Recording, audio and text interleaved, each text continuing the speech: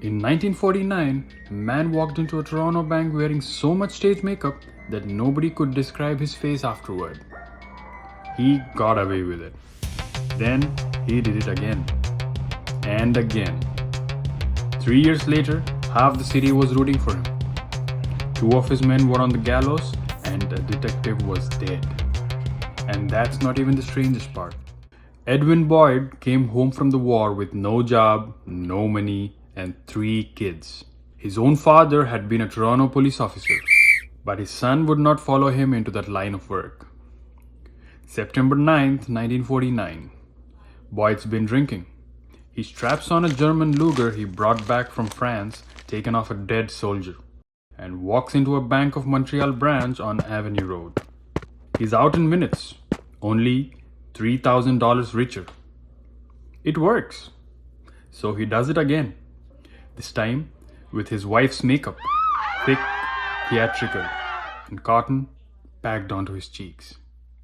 He starts jumping the counters instead of waiting in line. Witnesses can't agree on what he looks like because they really never saw him. The papers love him.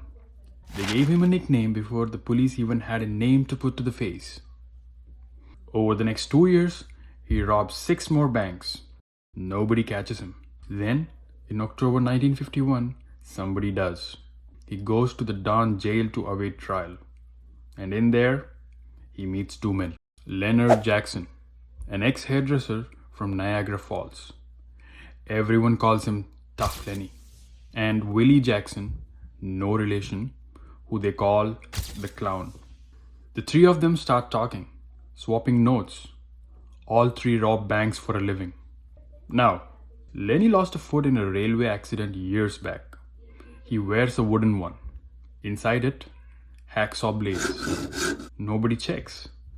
I mean, why would they? The guards at dawn are stretched thin. There's a stretch most mornings where nobody walks the block at all. November 4th, 1951. The 3 of them saw through the bars of an outside window, climb down on knotted bed sheets, and walk away from the jail in the gap. Outside, they pick up a 4th.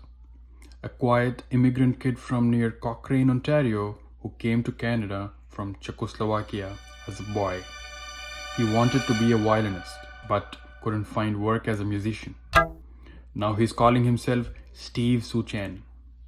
4 men over the next month, they hit bank after bank. 2 weeks after the escape, they take $4,000 from a Bank of Toronto branch. On November 30th, they walk out of a Royal Bank in Leaside with more than $46,000, what the Toronto Daily Star calls the biggest bank holdup in the history of Toronto. The press names them the Boyd Gang. Police start offering a reward, $5,000 a head at first. March 6, 1952. 2 detectives pull over a black Mercury at College and Lansdowne. Suchan and Lenny Jackson are inside. Detective Edmund Tong walks up to the window. Suchan shoots him. His partner, Detective Roy Perry, is hit too, wounded in the arm, but fortunately, he survives. Tong doesn't die there. He lasts 17 days in a hospital bed. Unfortunately, then a blood clot kills him. He was 48, married, 23 years on the Toronto force, nearly half his life spent policing the city. He'd chased bank robbers his whole career. This is the one that caught him instead. Suchan and Jackson run for Montreal. It takes police weeks and a shootout of their own, more than 200 rounds exchanged, before both men go down wounded and get taken into custody.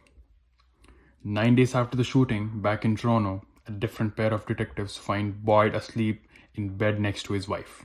On the nightstand beside them, a stack of cash and loaded guns. He wakes up under arrest. All 4 are back in the Don jail, locked up in the same wing because someone decides it'll be easier to watch them if they're together. Oh no, big mistake. September 8th, 1952, 6:55 in the morning. A guard walks the wing. 4 bars are missing from the window, so are all 4 men. Second jailbreak. Same jail. Hours before 2 of them were due in court on a murder charge. Are you wondering how they did it? Well, here's how. A lawyer smuggles in a blank key and another blade. Willie Jackson stops drinking water until the skin on his palm goes slack enough to hold an impression. He presses the cell key onto his own hand. Then they cut the blank to match the mark. Then began the greatest manhunt in Ontario history, as described by the Globe and Mail. Hundreds of officers, hundreds of tips called in. None of them pan out. Front pages for 8 straight days. The reward climbs to $4,000 a head, after which they're found in a barn outside the city.